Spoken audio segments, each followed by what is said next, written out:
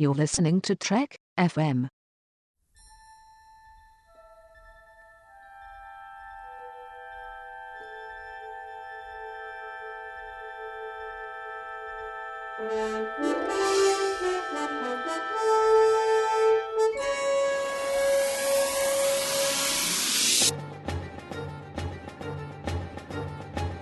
Hello and welcome to From There to Here, Trek FM's 50th anniversary rewatch of Star Trek, in which we look at all 729 episodes from beginning to end. I'm your host for today's episode, Lee Hutchison, and joining me is Amy Nelson. How you doing, Amy? Hello, Lee. I'm doing great. And yourself?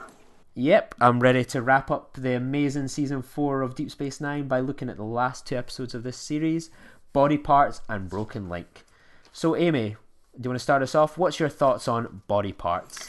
Well, I thought it was very weird, actually. So I don't know. What did you think of Body Parts? Yeah, I'd go along with pretty weird. It's an interesting episode that about selling off your own body parts and murder for hire and, you know, wanting to buy someone's body to desecrate it. It's Yeah, I think you nailed it. Weird. It just sort of came out of left field. I guess you are rules of acquisition right till the bitter end, obviously. So, and we can't forget we've got a wacky pregnancy as well in there. So we've got body desecration, body swapping. It's a very bizarre episode for season 4. Yes, bizarre is a very good word for it, definitely. Yeah, like looking at the Quark aspect first, I think it's interesting to see his commitment to the rules of acquisition, you know, and, you know, willing to die for them. He's a bit of a martyr in that respect. And I never really kind of bought into the whole idea of Brunt hating Quark that much, that we've only met him this one time before, and I think the leap that he wants to do that to Quark is just, I don't really buy into that. Yeah. But hilarious. I mean, the funniest when Quark is all paranoid after he did hire Garrick and the dream, and I had to laugh. A hearty laugh for that. That was very, very funny. Yeah, like Garrick is easily one of my favorite Deep Space Nine characters, and when Quark is accosting him to do the assassination, like, oh, before I was a tailor, oh, I was a gardener, and yes. It's quite funny. Like, I was sitting there watching this episode thinking, like, Sisko's probably in his office, completely unaware that going around a station of people hiring someone for murder, someone going to carry out murder. It's a pretty bizarre set of affairs. Yes, it is. I also think it's quite funny when you, like, well, funny is, I don't know if that's the word, surreal when you see Garrick assassinating Quark on the holodeck, and they're trying to find the right way that he wants Garrick to kill him, that the disruptor damaged his clothes, he doesn't want something that destroys half of his body, he's trying to find the right way that he wants to be assassinated. It's very bizarre, especially for 90s TV as well, pretty bizarre. And what did you think of the pregnancy storyline? That's a pretty weird one as well. Yeah, where Kira takes over Keiko's embryo and gonna now carry the baby. I guess that can be done in the 24th century. I guess she was there and right time, right place, right person. Yeah, I think it's a pretty bizarre concept, but I kind of buy into it that obviously Nana Visitor was pregnant and they didn't want to just like have her be a mother. Like, I think that would have been a betrayal of her character at that stage of the series, so I think it was quite interesting, this idea of transplanting it from Keiko to Kira. So I kind of find that quite interesting, and I just feel that it's almost ripe for comedy. You've got this Bajoran carrying a human baby, and now she's going to go live with the parents, and it's all set for some sort of weird Hollywood comedy that we can expect coming this fall. So, moving on from Body Parts, we now move to the season 4 finale, Broken Link. Odo finds himself being unable to maintain his shape and is starting to fall apart. They've got no choice but to return to the Gamma Quadrant and get help from the Great Link, but Odo soon finds himself facing punishment for killing a changeling in the season 3 finale, The Adversary. So, Amy, what did you think of the season finale, Broken Link? Well, I thought it was very good. I liked seeing what was happening to Odo and his, breaking down and how that happened. And then who's the one that takes Odo in? What's her name? The female shapeshifter. Yes. The female. Yes. And, how she, sort at the end, just we are your judge and executioner, and, we've decided that this is what's going to happen. And it was very interesting to see that evolution from Odo just, breaking down to entering in and then coming back out. I thought that was interesting. Yeah, it's such I love this episode. I think it's a cracking episode.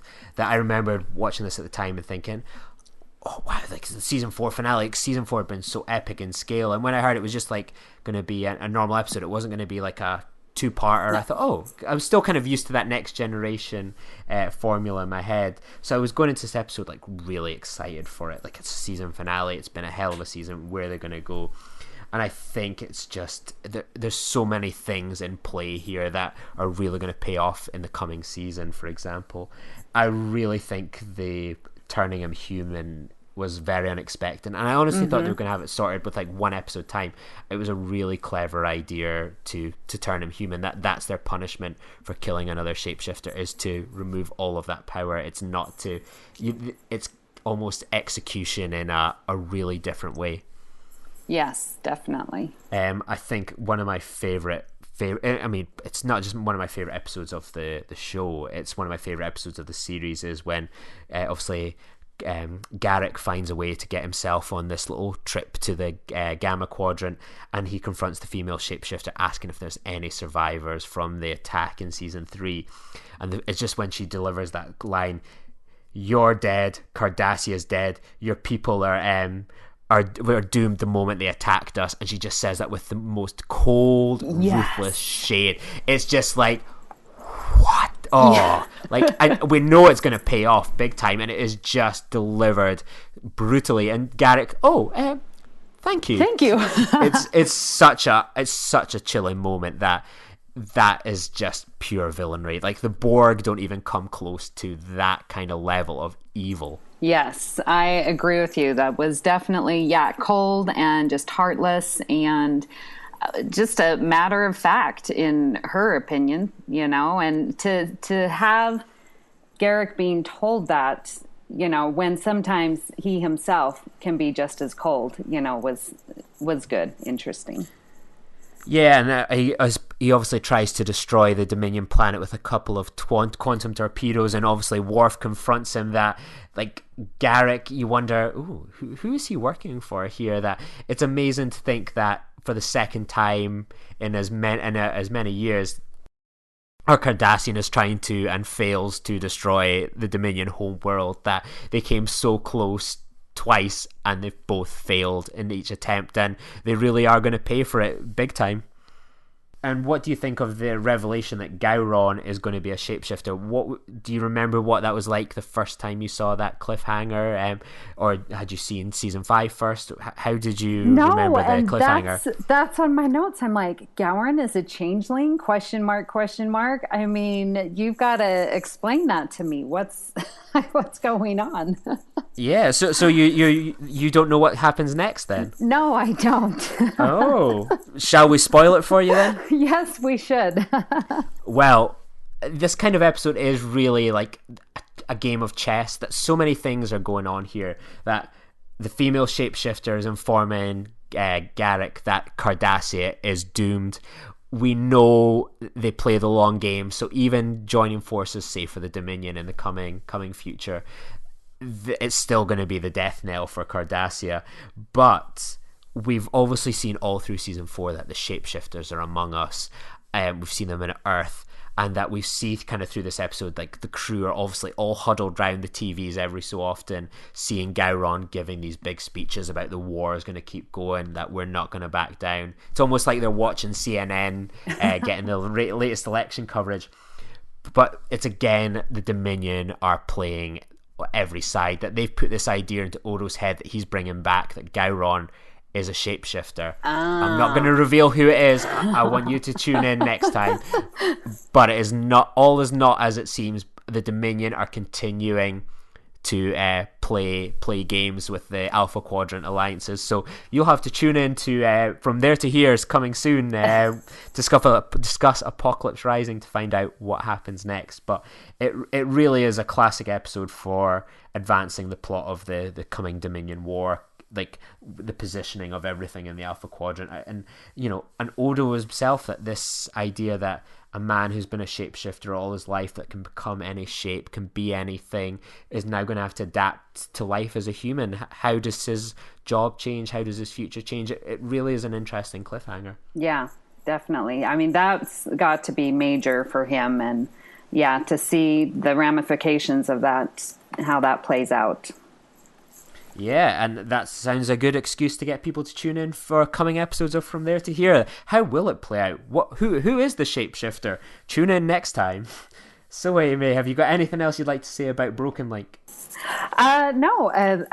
You've made me a believer, and I think I do need to rewatch it again with your new enthusiasm. Oh, like, I'm a Deep Space Nine fan for life. Is it Voyager is your favorite one, is it? TNG. I'm a classic TNG fan as well, but Deep Space Nine's got a special place in my heart. So, we'll be back tomorrow to discuss this the season finale of Voyager Season 2 and the Season 3 opener, Basics Part 1 and 2. So until then, that's enough from us. Amy, where can people find you on the internet? Well, you're going to find me there at the Babel Conference, Trek FM's Facebook group for, Trek FM. Yeah, and you can also find me on the Babel Conference, and you can find me on Twitter at Lee_Nostromo. So live long and prosper, everyone, and we'll see you tomorrow.